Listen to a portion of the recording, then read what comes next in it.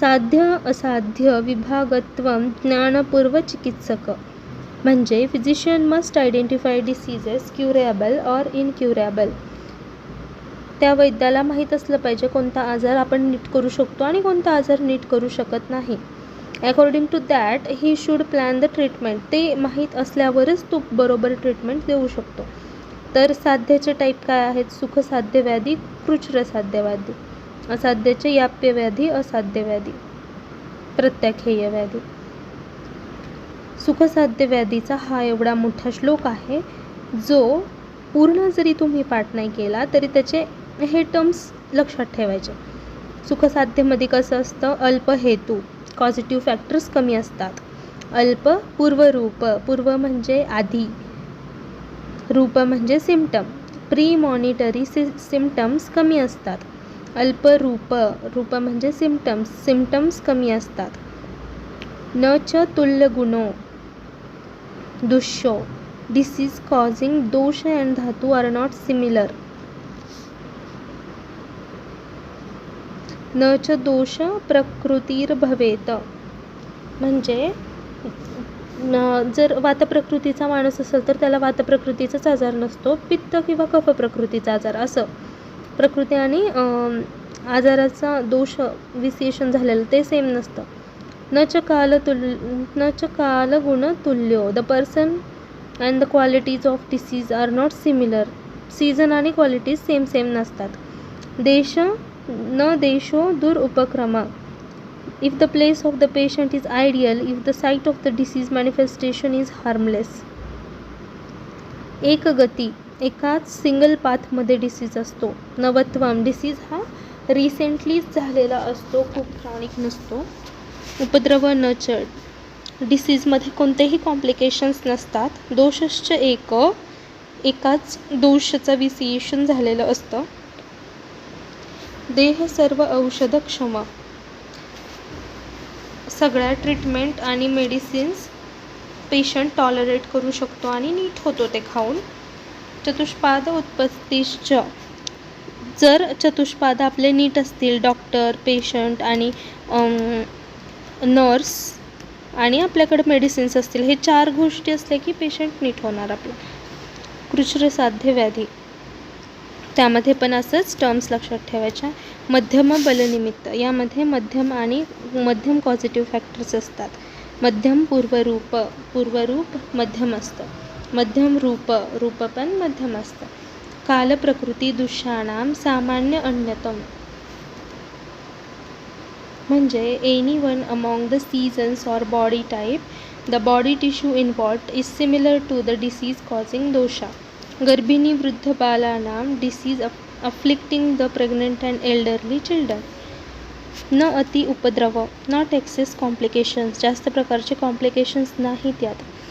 शास्त्र क्षार अग्निकृत्यानाम नव, if the treatment involves use of शास्त्र, कधीकधी यामध्ये शास्त्राचा यूज करावा लागतो. अनव म्हणजे रिसेंट आजार नसतो, जुना आजार असतो. कृच्छ्र देशजम, if the patient belong to the difficult place or if disease involve a complicated body parts. Complicated body पार्टमध्ये डिसीज असतो, नाहीतर पेशंट तरी डिफिकल्ट प्लेसमध्ये बिलॉंग करतो. एक प्रथम रोगम न अतिचू पूर्ण चतुष्पदम,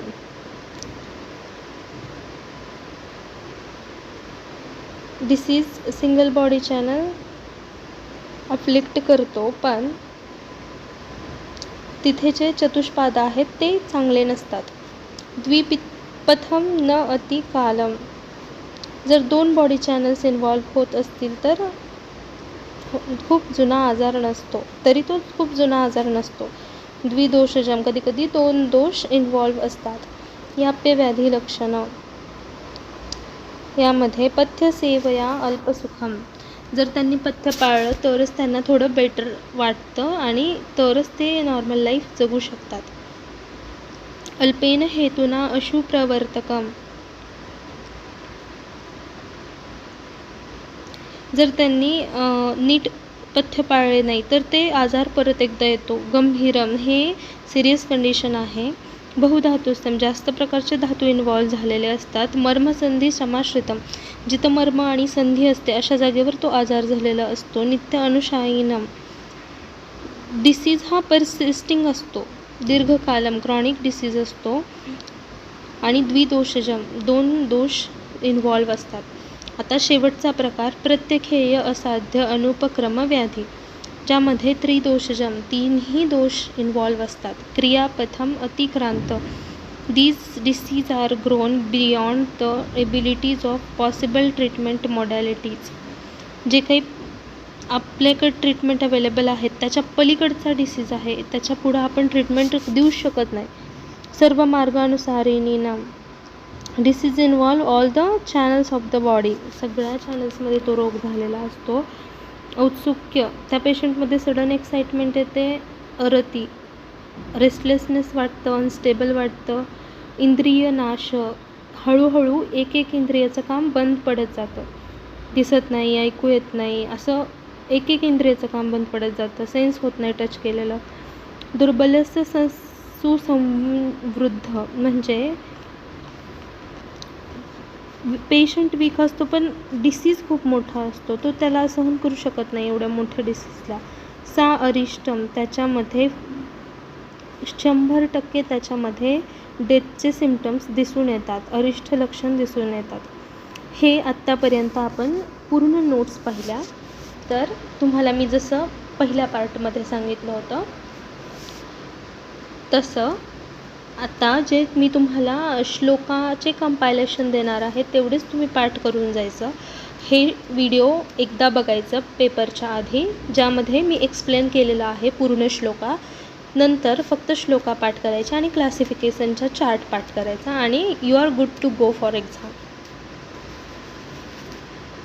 तुम्ही याचं स्क्रीनशॉट काढून घेऊ शकता. जे आपण एक्सप्लेन केलेलं आहे तेच कंपायलेशन इथं दिलेलं आहे. झूम करते मी. ओके. डेफिनेशन ऑफ व्याधी 3 श्लोक. सिनोनिम्स ऑफ व्याधी, आध्यात्मिक व्याधी आणि साध्य असाध्य व्याधीचा श्लोक. नंतर हे टाईप्स ऑफ व्याधीचे श्लोक पाठ नाही केले तरी चालेल, फक्त तुम्ही टाईप्स लक्षात ठेवा, चार्ट लक्षात ठेवा तो आपला. हे पाठ नाही केलं तरी चालेल. क्लासिफिकेशन ऑफ व्याधी हा श्लोक पाठ करायचा, साध्य असाध्याचा छोटासा. आणि सुखसाध्य कृच्छ्रसाध्य या प्रत्यखेय याचे श्लोक पाठ केला तर उत्तम, पण जर नाही जमलं तर त्याचे टर्म्स पाठ करायचे जे आपण याआधी व्हिडिओमध्ये पाहिलेलेच आहेत. Here ends our Vyadhi chapter. In the next video we will explain the Vyadhi chapter from the textbook. So thank you so much. If you like this video, please share, like, subscribe. Bye bye.